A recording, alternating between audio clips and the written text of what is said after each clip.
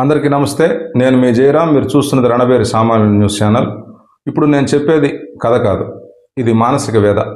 దశాబ్దాలుగా తరగతి గదుల్లో వృత్తి కులాల విద్యార్థులు మౌనంగా భరిస్తున్న సామాజిక హింస. మన దేశంలో మనుస్మృతి స్థానంలో భారత రాజ్యాంగం అమల్లోకి వచ్చాక కుల వృత్తుల మీద ఆంక్షలు తొలగిపోయాయి. ఫలానా పని ఫలానా వారే చేయాలన్న నిబంధనల్ని పేదరికం పటాపంచలు చేసింది. అప్పటి వరకు కుల వృత్తులుగా ఉన్న పనులు కులంతో సంబంధం లేని బతుకు తెరువు పనులుగా మారిపోయాయి. అయినా కూడా కుల వృత్తి కులాన్ని వెంటాడుతూనే ఉంది. కుల వృత్తుల ప్రస్తావనల్ని ఏ పనికి మాలినవాడో తీసుకువచ్చాడంటే అది అతగాడి అజ్ఞానం అని సరిపెట్టుకోవచ్చు. కానీ ఇక్కడ కుల ప్రస్తావనలను తీసుకొస్తుంది పండితులు, పిహెచ్డి స్కాలర్లు, ఉన్నత విద్యావంతులు. నిండా 10 ఏళ్లు కూడా లేని ప్రైమరీ స్కూల్ విద్యార్థులు చదువుకునే పాఠ్యపుస్తకాల్లో కులాల్ని, కుల వృత్తుల్ని ప్రస్తావిస్తున్నారు. ఇది పొరపాటు కాదు, ఇది మనువాదం. ఈ మనువాదం కులాన్ని తరగతి గదుల్లో పసి విద్యార్థుల మెదళ్లలో నాటుతుంది. ఇది సమసమాజ భావనకి, మనుగడకి ప్రమాదకరం. ఈ మనువు మానవ సంతానం గుండా అడ్మిషన్ రిజిస్టర్ వద్దే ఆగిపోవలసిన కులాలు తరగతి గదుల దాకా వచ్చేశాయి. కుల వృత్తులుగా ఉన్న పనుల్ని ఇతర కులాల ప్రజలు కూడా చేస్తున్నప్పటికీ, ఆ పనులు ఇప్పుడు ఉపాధి పనులుగా మారినప్పటికీ పాఠ్యపుస్తకాల్లో కుల వృత్తుల్ని, కులాలని ప్రస్తావిస్తున్నారు. పాఠ్యపుస్తకాల్లో కుల వృత్తుల్ని, కులాలని ప్రస్తావించడం ద్వారా విద్యార్థుల మెదళ్లలో కుల భావనల్ని నాటడాన్ని ఏ ఒక్కరూ ప్రశ్నించడం లేదు. నేను మీతో చెప్పాలనుకుంటున్నది కూడా ఇదే. అయితే ఇందులో తప్పేముంది అని మీరు చాలా మందికి అనిపించవచ్చు. చదువుకున్న చదువును బట్టో, చేస్తున్న ఉద్యోగాన్ని బట్టో, వ్యాపారాన్ని బట్టో, ఆ వ్యక్తి మేధస్సును బట్టో గౌరవం ఇచ్చే దేశం కాదు ఇది. పుట్టిన కులాన్ని బట్టి గౌరవ మర్యాదలు ఇచ్చే దేశం ఇది. ఈ దేశంలోని ప్రజల మూఢనమ్మకాలు, తరతరాలుగా వస్తున్న సామెతలు, నిచ్చెన మెట్ల కుల వ్యవస్థలోని హెచ్చుతగ్గులు, ఆచార సాంప్రదాయాలు కొన్ని కులాల ప్రజల్ని అవమానాలకు గురి చేస్తూనే ఉన్నాయి. ఇందులో తప్పేముంది అని ప్రశ్నించేవారు కొన్ని బీసీ కులాల్లో పుట్టి ఉంటే తెలిసేది ఆ కులాల ప్రజలు ఎంత పెయిన్ తీసుకుంటున్నారో, ఎన్ని అవమానాలను మౌనంగా భరిస్తున్నారో. 2026 జనవరి 5న రాష్ట్రంలోని అన్ని పాఠశాలల్లో 4వ తరగతి విద్యార్థులకు ఎన్విరాన్మెంట్ సైన్స్ పరీక్ష జరిగింది. ఆ రోజు ఇచ్చిన క్వశ్చన్ పేపర్లో ఇటుకతో గోడ కడుతున్న ఒక వ్యక్తి ఫోటో ముద్రించి ఈ వ్యక్తి ఎవరు అని క్వశ్చన్ అడిగారు. కింద తాపీ మేస్త్రి, మత్స్యకారుడు, చాకలి, డ్రైవర్ అని 4 సమాధానాలు ఇచ్చారు. ఈ 4 సమాధానాల్లో తాపీ మేస్త్రి, డ్రైవర్ ఈ 2 వృత్తులు, మత్స్యకారుడు, చాకలి ఈ 2 కులాలు. ఇక్కడ నేను మీకు చెప్పాలనుకున్నది, 9 సంవత్సరాల విద్యార్థికి మత్స్యకారుడు ఎలా ఉంటాడో, చాకలి ఎలా ఉంటాడో, డ్రైవర్ ఎలా ఉంటాడో తెలిస్తేనే కదా ఈ ప్రశ్నకు సమాధానం రాయగలిగేది. ఈ ప్రశ్న క్యాజువల్గా అడిగారా, లేక టెక్స్ట్ బుక్లో ఈ వృత్తుల గురించి బొమ్మలు ఏమైనా ఉన్నాయా అనే అనుమానంతో ఎన్విరాన్మెంట్ సైన్స్ టెక్స్ట్ బుక్ చూడటం జరిగింది. ఆశ్చర్యం. 4వ తరగతి ఎన్విరాన్మెంట్ సైన్స్ టెక్స్ట్ బుక్లో వృత్తుల గురించి తెలుసుకుందాం అంటూ చాకలి బట్టలు ఉతుకుతాడు, కంసాలి బంగారు ఆభరణాలు తయారు చేస్తాడు, చర్మకారుడు చెప్పులు కుడతాడు, జాలరి చేపలు పడతాడు, కుమ్మరి కుండలు చేస్తాడు అని రాసున్నారు.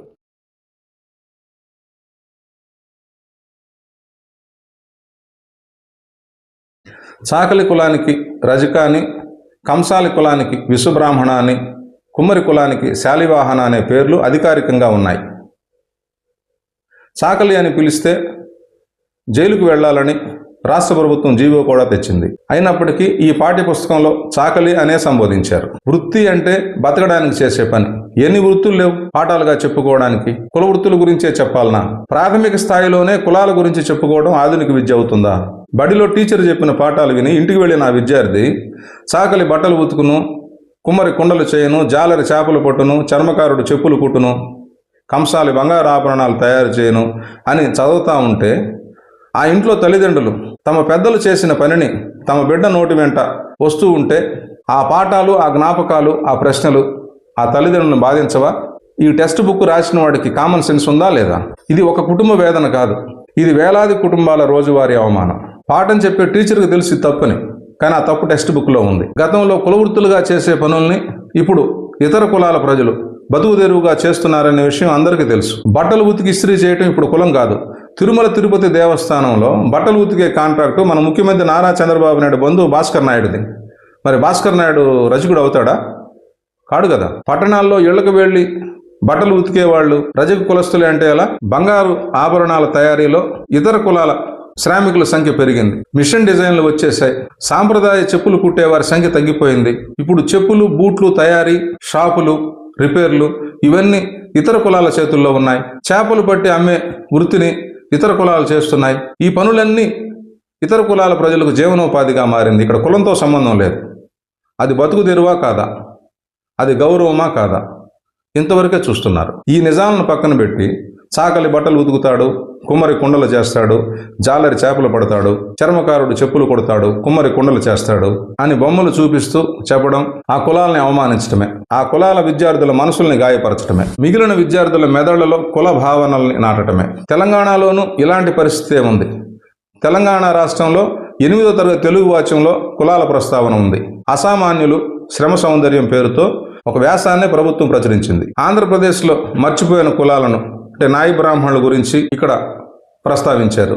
ఇవి చదువుతూ ఉంటే తెలుగు రాష్ట్రాల ప్రభుత్వాలు కుల నిర్మూలన జరగాలనుకుంటున్నాయా, కులతత్వం ఉండాలనుకుంటుందా అర్థం కావడం లేదు. తెలుగు రాష్ట్రాల్లో పాఠ్య పుస్తకాలు తయారు చేసే సబ్జెక్ట్ ఎక్స్పర్ట్స్కు, ఆ పాఠ్య పుస్తకాలకు ఆమోదం తెలిపే అధికారులకు ఇది తప్పు అని తెలుసు, కానీ ఎవరికీ బాధ్యత లేదు.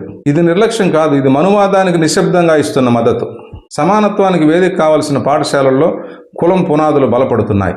నిచ్చెన మెట్ల కుల వ్యవస్థను పిల్లల మనసుల్లో కడుతున్నారు. ఇప్పటికే సోషల్ మీడియా పిల్లల మెదళ్లను కలుషితం చేసింది.